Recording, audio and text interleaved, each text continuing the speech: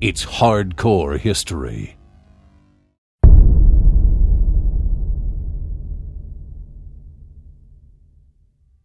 You gotta like the concept of a god if you're a Viking type of barbarian who loses his temper. It just seems to fit perfectly. He's one of us.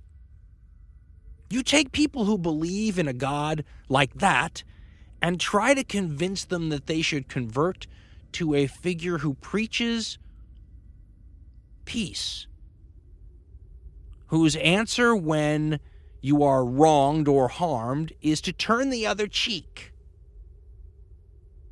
It is almost a miracle, if you will pardon the pun, that these people listened to that message and found it attractive. Again, it defies our stereotypes, doesn't it? To think of the German tribes converting is to see them really joining, an older world and absorbing ideas and beliefs that come from a faraway place in a time long gone and seem to be impossible to reconcile with the beliefs that they bring to the table initially. How do Thor and Jesus fuse?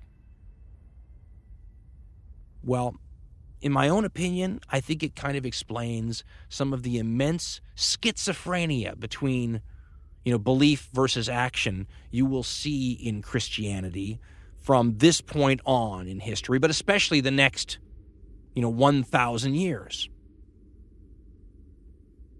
How do people who are supposed to be following the Ten Commandments reconcile things like killing at all? And if you're a German tribal warrior, if killing is something frowned upon by the God you now believe in, doesn't that screw up your whole lifestyle? Stuff was changing. It's hard to say what was happening, but all of a sudden, this was a new world for all the people who used to be part of that Roman Empire. Think about this one for a moment. Famous story involving Clovis, the pagan Frankish king. He's just finished a sacking expedition to a part of France, and while he and his warriors had sacked the place, they'd also gone into some churches and sacked them, including taking some vessels or vases. Hard to figure out what they're talking about. But apparently there was such value, sentimental or otherwise, in one of these objects that the archbishop sends an envoy out to talk to Clovis and try to convince him to give that back. Keep the other loot. We just want this vase or vessel or whatever it is.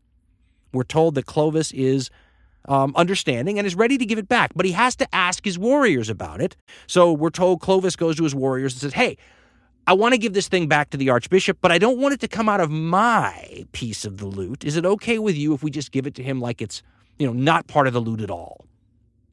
And most of the men say, well, listen, you're the king. You can do whatever you want. Whatever you want, we're going along with it.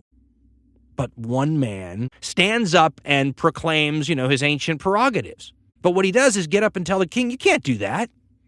There are rules. The rules are you get your equal share and we all get our equal share. Don't try and change the rules. And then he tries to smash this valuable church object. Gregory of Tours says that Clovis gives whatever's left of the object back to the archbishop and doesn't do anything, fumes about it, basically implying that the man who'd protested was in the right. King Clovis couldn't really do anything about that, but he'd get back at him, and Gregory of Tours describes how he got back at him. And this is indicative of Clovis's whole character when you read his career. Here's what Gregory of Tours says, quote, at the end of that year, the king ordered the entire army to assemble on the parade ground so that he could examine the state of their equipment. The king went round inspecting them all and came finally to the man who had struck the vase. No other man has equipment in such a bad state as yours, said he. Your javelin is in a shocking condition, and so are your sword and your axe. He seized the man's axe and threw it on the ground. As the soldier bent forward to pick up his weapon, King Clovis raised his own battle axe in the air and split his skull with it. This is what you did to my vase in Soissons, he shouted. The man fell dead. Clovis ordered the others to dismiss.